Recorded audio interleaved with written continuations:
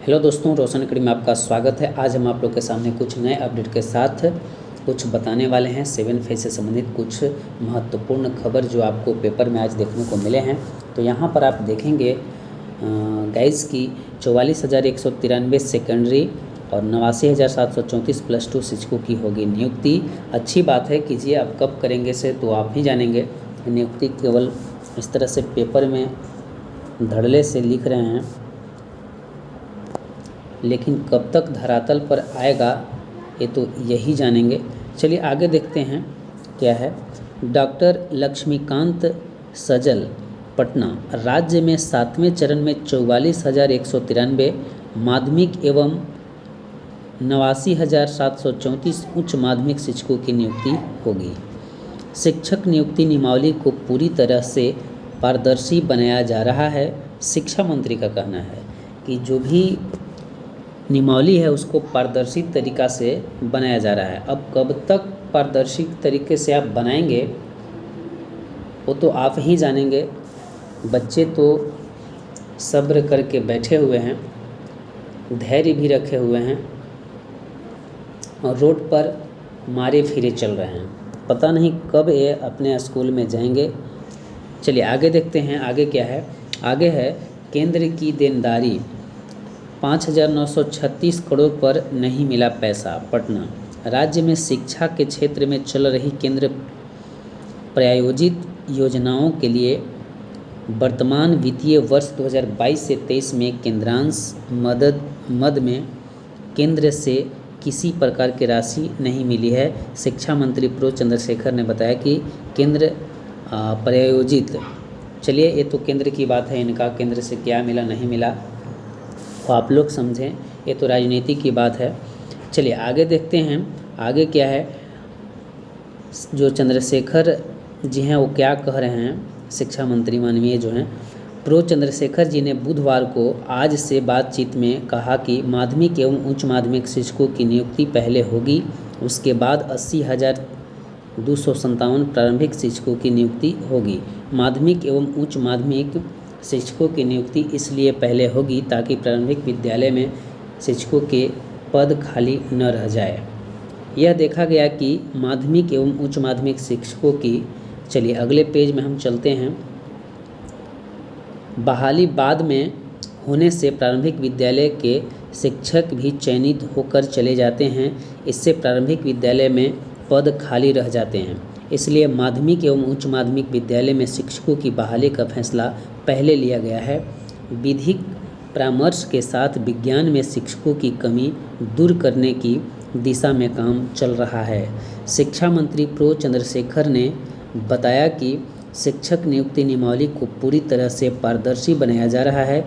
इससे संपूर्ण नियुक्ति प्रक्रिया में पूर्ण पारदर्शिता झलकेगी। नियुक्ति प्रक्रिया से जुड़े कोई भी अधिकारी कर्मचारी जो हैं वो निरंकुश होकर काम नहीं कर पाएंगे। स्थानांतरण नीति पर भी काम चल रहा है। एक सवाल के जवाब में शिक्षा मंत्री प्रो चंद्रशेखर कहते हैं कि प्रधानाध्यापकों के 6,000 पदों पर भी नियुक्ति होगी। पुस्तकालयाध्यक्षकों के भी 1,893 पद हैं। मुख्यमंत्री नीतीश कुमार ने 10 लाख नौकरी एवं 10 लाख रोजगार का वायदा किया है। 10 लाख नौकरी में 1/4 का योगदान शिक्षा विभाग का होगा। प्रो चंद्रशेखर ने शिक्षा मंत्री की कुर्सी संभालते हुए 1 माह 12 दिन हो गए हैं। यह पूछे जाने कि कैसा लग रहा है कि जवाब में वे कहते हैं कि बहुत दूर तक जाना है, बाधा कहीं नहीं है। मुख्यमंत्री नीतीश कुमार की शिक्षा और बेरोजगारों के प्रति चिंता की दिशा में सरकार द्वारा कई कदम उठाए जा चुके हैं, कई और कदम उठाए जाने वाले हैं।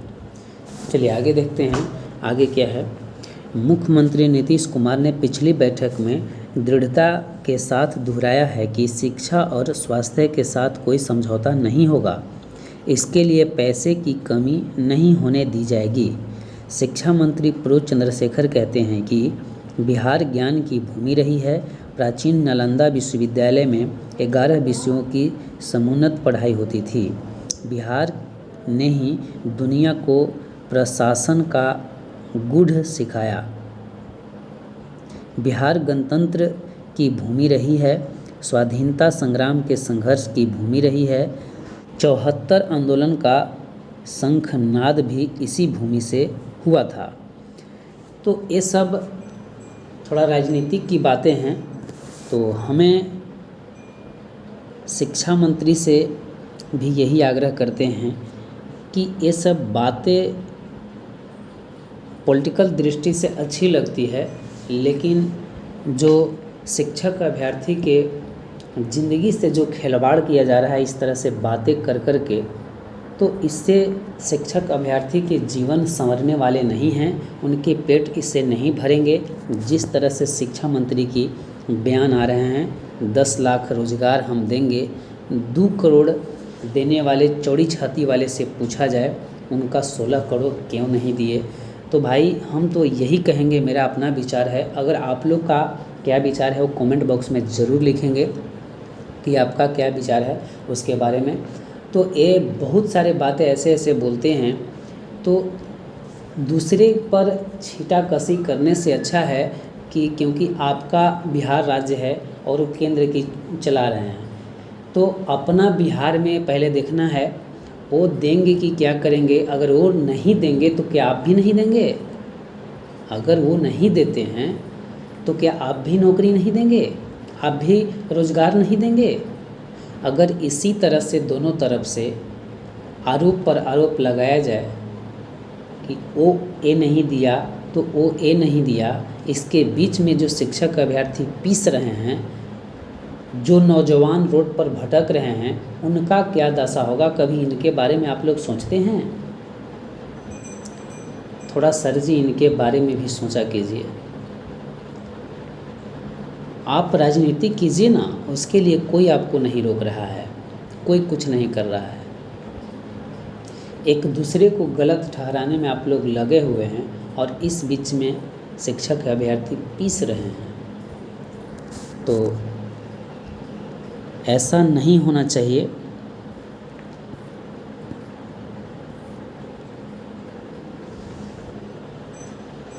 और आगे देखते हैं, तो आगे इसमें केंद्र की दावेदारी की बात है। तो ये आपका काम है, बिहार सरकार का काम है कि केंद्र से जो अधिकार है वो मांगने के लिए, अब वो दे रहे हैं या नहीं दे रहे हैं, क्या कर रहे हैं, इसमें आम पब्लिक जनता क्या करेंगे, शिक्षक अभ्यर्थी क्या करेंगे? क्योंकि ये आपका काम है। आप उनसे पूछें, सवाल करें, आप हिसाब लें कि हमारा दावेदारी क्यों नहीं मिल रहा है। आपके घर में भी बेटे होंगे, बेटियां होंगे, उनके बारे में ये नहीं कहा जाता है कि बेटा आज मेरे पास पैसा है, आज तुम खाना मत खाना।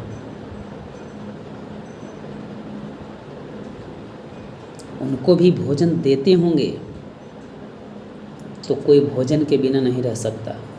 तो खूब आप एलिगेशन लगा रहे हैं कि केंद्र से पैसा नहीं दिया जा रहा है, जनता को गुमराह कर रहे हैं, अभ्यर्थी को गुमराह कर रहे हैं।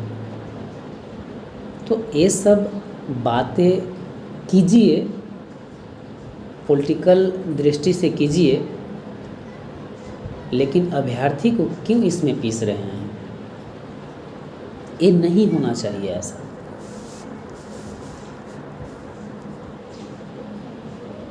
तो चलिए आगे देखते हैं, आगे क्या है। कुछ कल हम न्यूज़ में भी देखे थे कि गेस्ट टीचर की बहाली की भी फिर बात चल रही है। तो अब हम बात करने वाले हैं कि गेस्ट टीचर के बहाली की जो बात किया जा रहा है उसको लेकर के आखिर क्यों बातें चल रहे हैं, उसके बारे में भी हम चर्चा करेंगे। आप लोग इस वीडियो को लास्ट तक देखें और ये जो भी मेरा मंतव्य था, अपना निजी बातें थे, हम आपके सामने कह डालें। आपका क्या बातें हैं वो कमेंट बॉक्स में ज़रूर लिख के बताइएगा कि आप क्या चाहते हैं। तो चलिए आगे कुछ देखते हैं न्यूज़। यहाँ पर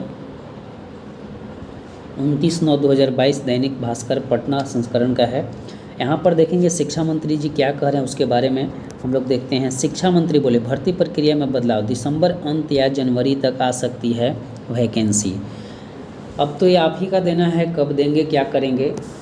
शिक्षक अभ्यर्थी तो धैर्यपूर्वक हैं ही, कभी कभी इनका धैर्य भी टूट जाता है, लेकिन टूटने से भी क्या होगा, जब आपको देना होगा तबे तो देंगे। शिक्षक भर्ती 7वें चरण में पहले हाई स्कूल में फिर प्राथमिक विद्यालय में होगी बहाली, वही बात इसमें भी कहा गया है और कुछ खास नहीं है। यहाँ पर देखेंगे कि 7वें चरण में कुल पद तो उधर भी आपका दिया हुआ था जो पहले हमने न्यूज़ में बताया। यहाँ पर प्रारंभिक स्कूल में 80,257 और हाई स्कूल में 1.22 लाख, प्रधानाध्यापक के 6,000 और पुस्तकालय अध्यक्ष के 1893 इतना पद पर बहाली होंगे।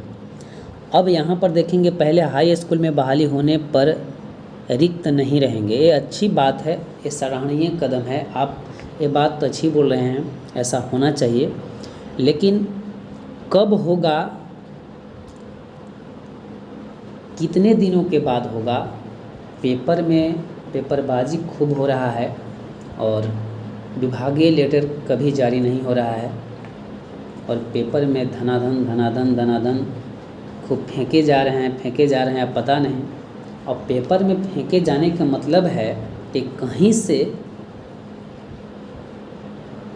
चिनगारी तो लगा है, उसमें चिनगारी तो लगा है, इस वजह से पेपर में आ रहा है।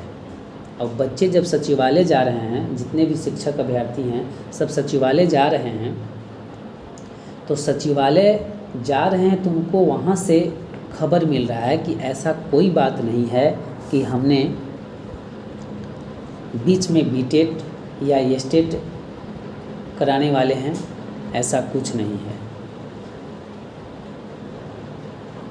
तो हम तो यही कहेंगे कि जब ऐसा बात है नहीं तो फिर ये बातें बाहर निकल के आ कैसे रहे हैं पेपर में। हमें तो लगता है कि कहीं ना कहीं चिनगारी ज़रूर लगा है।